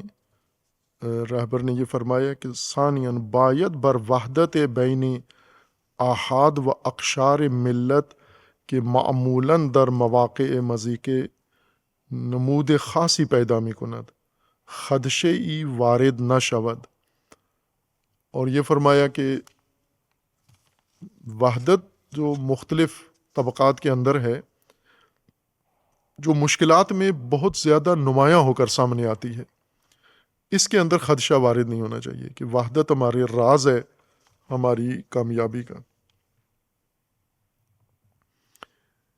اور وہ جملہ جو ہمیشہ جو جمہوریت ہے، اصل معنی جمہوریت ہے، وہ رہبر نے بھی اشارہ فرمایا کہ حضور ملت در صحنے، یہ امام راحل کی تاکید تھی، اور امام راحل کا ہنر تھا کہ لوگ ہمیشہ میدان میں حاضر رہیں۔ وہ جو حاضر در میدان ہیں یہی مسلمان ہیں، یہی مومن ہیں، جن کو قرآن نے کہا ہے مبارزین یا مجاہدین، حاضر در میدان، مجاہدین و مبارزین کے زمرے میں آتے ہیں۔ لیکن قائدین جو گھروں میں بیٹھے ہوئے ہیں، یعنی جو کسی بھی میدان میں، نہ جہاد کے میدان میں، نہ سیاست کے میدان میں، نہ سماجی میدان میں، نہ علمی میدان میں، کسی میدان میں نہیں ہیں، کہ ایک بڑا طبقہ ہے جو کسی میدان میں حاضر نہیں ہے۔ امام نے ان کا نام رکھا ہوا تھا نقزن، یعنی کیڑے نکالنے والے۔ ان کا کوئی کام نہیں ہے سوائے انقلاب میں کیڑے نکالیں، ولایت فقیہ میں سے کیڑے نکالیں، نظام سے کیڑے نکالیں، کمزوریاں پکڑیں، اچھالیں، تنقید کریں۔ ان کو امام نقزن کہتے تھے۔ نقزن یعنی وہ عورتیں جو بیٹھی ہوئی ہمیشہ تانے دیتی رہتی ہیں اور چغلیاں کرتی رہتی ہیں، جن کو عام پنجابی اصطلاح میں کہتے ہیں پھپھے کٹنیاں، یہ نقزنی کا شاید یہ سب سے بہتر معنی ہے۔ اور امام ان کو کہتے تھے یہ نقزن ہیں، یعنی اپنے گھروں میں، بیرونیوں میں اور دفتروں میں بیٹھ کر دن رات کیڑے نکالتے ہیں، نظام کے کیڑے نکالتے ہیں، فلاں نے یہ کر دیا، اس نے یہ کہہ دیا، اس نے یہ کہہ دیا۔ اس کے بجائے امام بسیجیوں کو کہتے تھے کہ میں ان کے ہاتھ چومنے کے لیے تیار ہوں، اور امام فرماتے تھے کہ اللہ مجھے اپنے بسیجیوں کے ساتھ محشور فرمائے، چونکہ یہ عوام ہے، ملت حاضر ہے میدان میں۔ ملت حاضر در میدان کو کوئی شکست نہیں دے سکتا۔ ایران کی کامیابی کا راز یہ ہے کہ ملت میدان میں حاضر ہے۔ ایران کی قیادت بے نظیر ہے، بے مثال ہے،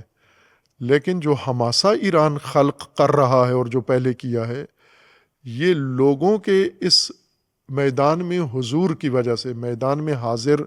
رہنے کی وجہ سے، جہاں بھی ضرورت پڑی ہے لوگ میدان میں حاضر رہے ہیں، کسی جگہ بھی لوگوں نے میدان ترک نہیں کیا ہے۔ اب یہ ایک بڑی اہم چیز تھی جو بتائی ہے رہبر نے، اور اس کے اوپر توجہ ہے رہبر کی۔ اسی دوران رہبر نے جو ایک بحران ہے اس وقت ایران کے لیے، بقا کا مسئلہ ہے، ساری دنیا اپنی طاقت سمیٹ کے اور ایران کو نابود کرنے، محو کرنے آئی ہے، بموں کے ذریعے، میزائلوں کے ذریعے۔ تمام پڑوسی عرب ملک سارے ارد گرد کے دشمن کے ساتھ ہیں، اور تنہا یہ ملت ڈٹی ہوئی ہے۔ اس کے باوجود ایک بہت بڑی عظیم چیز ہے، یہ ساری دنیا کے لیے ایک درس ہے، سبق ہے، نصاب ہے مسلمانوں کے لیے، عالم اسلام کے لیے۔ جب ان کی آنکھوں سے پٹیاں کھلیں گی اور ان کے دماغوں پہ پڑے ہوئے پردے ہٹیں گے اور ان کے کانوں سے جو وزن ہیں نکلیں گے، پھر انہیں یہ بات سمجھ میں آئے گی کہ اس وقت سب سے زیادہ مشکل ترین دور ایران پر گزر رہا ہے،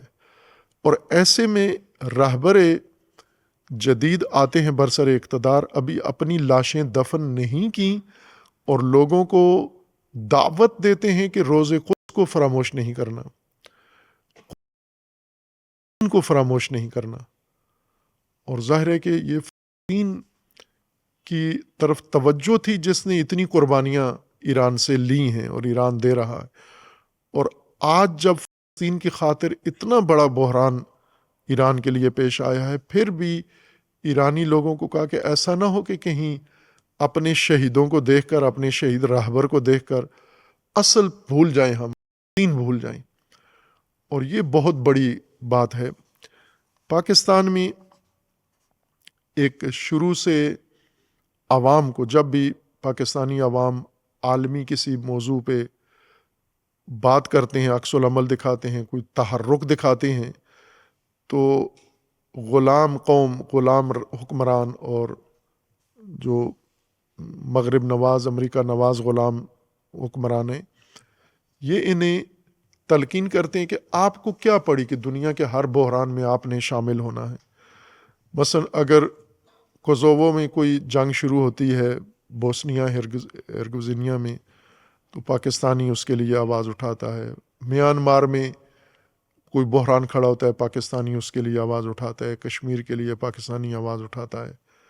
دنیا جہان کے لیے پاکستان، جہاں بھی کسی پر ظلم ہوتا ہے، خصوصاً مسلمان پر، تو پاکستان میں آواز اٹھتی تھی۔ یہ دور گزرا ہے پہلے، اور اس کے جواب میں پاکستان کے علماء اور پاکستان کے سیاستدان، یہ پاکستان کی جو منطق پاکستانی شاعر نے بیان کی ہے کہ تجھ کو پرائی کیا پڑی، اپنی نبھیڑ تو، یعنی تجھے دوسروں کو کیا لینا دینا، تو اپنی نبھیڑ۔ دنیا مر رہی ہے، مار رہی ہے، سو رہی ہے، جاگ رہی ہے، آپ کو کوئی سروکار نہیں ہونا چاہیے، تمہیں اپنی نبھیڑنی چاہیے۔ تجھ کو پرائی کیا پڑی، اپنی نبھیڑ تو۔ یہ پاکستانی کا رسمی ایک موقف تھا، بیانیہ تھا، جو پاکستانی قوم سے منوا لیا ہے ان خانقائی علماء نے، فرقہ باز علماء نے اور گندے سیاستدانوں نے، حکمرانوں نے پاکستانی قوم کو آخرکار اس نتیجے پر لے آئے ہیں کہ تجھ کو پرائی کیا پڑی، اپنی نبھیڑ تو۔ ان کے لیے پرایا مسئلہ ہے۔ یہی جو موجودہ حکمران ہیں اور قیادت ہے عسکری و سیاسی کا المیہ شروع ہوا، اسرائیل نے تباہ کرنا شروع کیا، انہوں نے کھل کے دو ٹوک طور پر کہا کہ ہم کسی پرائی جنگ میں حصہ نہیں لیتے، کسی دوسرے کے لیے ہم اب نہیں لڑیں گے۔ یہ غلطی پاکستان پہلے کر چکا ہے، امریکہ کی خاطر افغانستان جنگ میں اور دیگر مارکوں میں شریک ہوا ہے، اب نہیں ہوں گے ہم۔ یہ توبہ کی انہوں نے، لیکن پھر جب بن سلمان نے کہا اور ٹرمپ نے کہا تو پھر اپنے بیڑے لے کے جنگ کے اندر کود گئے ہیں۔ یعنی ایک موقف تم نے اپنایا تھا کہ تجھ کو پرائی کیا پڑی، اپنی نبھیڑ تو۔ پاکستانیوں کو بھی کہتے تھے کہ آپ کو دوسری اقوام سے کیا لینا دینا ہے، آپ اپنے کام نپٹاؤ۔ اب ایران یہاں پر آ کر، ایران کی ایک طرح سے بقا و سالمیت ساری خطرے میں ہے، دو پہ لگی ہوئی ہے، اور یہاں پر رہبر ایران لوگوں کو، ان مصیبت دیدہ، مصیبت زدہ، جنگ زدہ لوگوں کو، رہبر ان کا یہ کہہ رہا ہے کہ اس جنگ میں قدس کا دن آ گیا تو اس کو فراموش نہیں کرنا تم نے۔ اور واقعاً حماسہ خلق کیا اس دفعہ ایرانی قوم نے قدس کے جلوسوں میں، جہاں پر تمام ایرانی قیادت اس کے اندر شامل ہے، اور مجھے یقین ہے کہ کہیں رہبر بھی اس کے اندر شامل ہوں گے، چونکہ رہبر ہمیشہ سابقہ ریلیوں میں موجودہ رہبر یہ خود شامل ہوتے تھے، اور رہبر شہید تو کیا عموماً جمعہ بھی رہبر شہید پڑھاتے تھے جب صحت بہتر تھی، اور پھر اس کے بعد عید کا خطبہ پڑھاتے تھے، لیکن جمعۃ الوداع کا خطبہ خود رہبر پڑھاتے تھے۔ اب تصویر کہیں نشر نہیں ہوئی، لیکن جہاں تک میری شناخت ہے یہ خود بھی ریلی میں شامل رہے ہیں، کسی جگہ موجود تھے، چونکہ صدر مملکت ایران کے پزشکیان قدس ریلی میں تہران میں شامل تھے، سیکیورٹی کونسل کے جنرل سیکرٹری شامل تھے، عدلیہ کے سربراہ اس میں شامل تھے، پارلیمنٹ کے سربراہ قدس ریلی میں شامل تھے، جن کے اوپر امریکہ نے ابھی انعام رکھا ہے کہ ان ایرانی قیادت کے 10 آدمیوں کا جو بھی مجھے پتہ بتائے گا تو اسے $1 کروڑ انعام ملے گا۔ $1 کروڑ اب افغانستان پاکستان میں یہ رقم ہوتی تو میرے خیال میں یہ سارے پکڑ کے دے دیتے، چونکہ پہلے بیچ چکے ہیں مشرف دور میں، پاکستان نے جو پاکستانی بیچے ہیں، افغانی بیچے ہیں، گوانتانامو جیل بھرا ہے، ابھی بھی اس جیل کے اندر لوگ موجود ہیں، یہ سب یہاں سے فروخت کیے گئے۔ سب سے بڑی وہ عافیہ صدیقی خاتون ہیں جس کو پاکستان نے باقاعدہ اس وقت کے وزیر اعظم نے پکڑ کے بیچا اور اس کے بدلے میں ڈالر لیے انہوں نے۔ خوب یہ کرتے ہیں، یہ کام فروخت کر دیتے ہیں۔ انہوں نے اسی ایما پر کہ خریدتے رہے ہیں لوگوں کو انعام رکھا ہے کہ جو رہبر سید مجتبیٰ کے ٹھکانے کا پتہ دے، یا لاری جانی، ڈاکٹر لاری جانی کا پتہ دے، یا دیگر کا۔ صدر کا نام نہیں لیا انہوں نے، لیکن باقی تصویریں بھی نشر کی ہیں کہ ان شخصیات کا اگر کوئی 10 بڑی شخصیات کا ٹھکانہ بتائے تو $1 کروڑ اسے دیے جائیں گے۔ خوب یہ انعام کا اعلان کرنا یہ اس بات کی دلیل ہے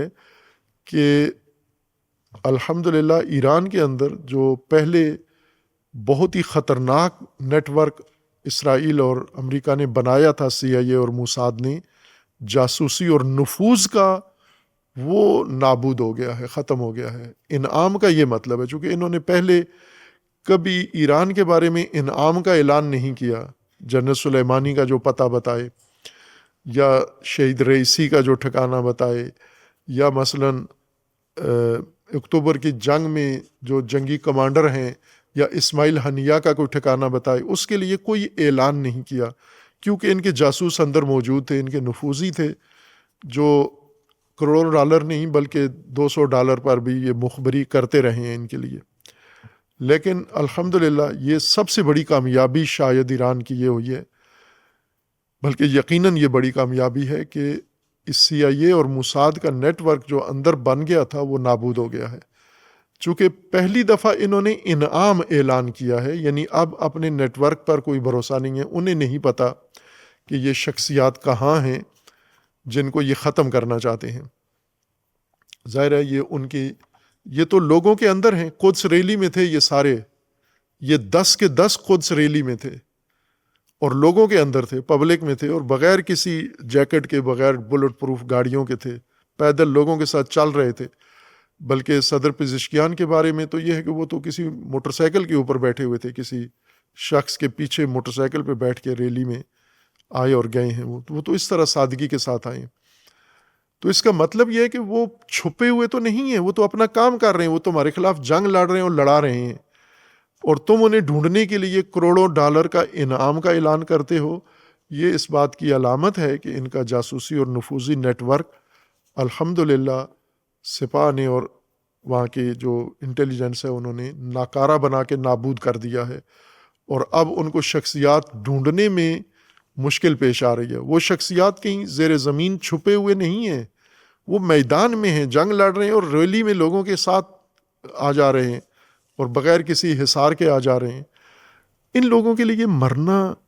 مشکل نہیں ہے، مرنے سے یہودی ڈرتا ہے، امریکی ڈرتا ہے، عرب ڈرتے ہیں مرنے سے۔ ایرانی کے دل سے موت کا خوف نکل گیا ہے، واقعا نکل گیا ہے۔ ریلی جا رہی ہے، ریلی کے اوپر میزائل پڑ رہا ہے، لیکن ریلی پھر بھی جا رہی ہے، ریلی درم برم نہیں ہوتی۔ یہ بے خوف ملت بن گئی ہے یہ، اور ظاہر ہے جس ملت کے اندر ایسے راہبر ہوں، ایسی تربیت کی ہو، ان کے اندر یہ خصوصیت پائی جاتی ہے۔ بس ایک بہت بڑا جو پیغام انہوں نے دیا، اور یہ ساری دنیا کو رہبر کو سمجھنے کے لیے، رہبر کا مزاج اور رہبر کی شخصیت سمجھنے کے لیے یہ بہت بڑے بنیادی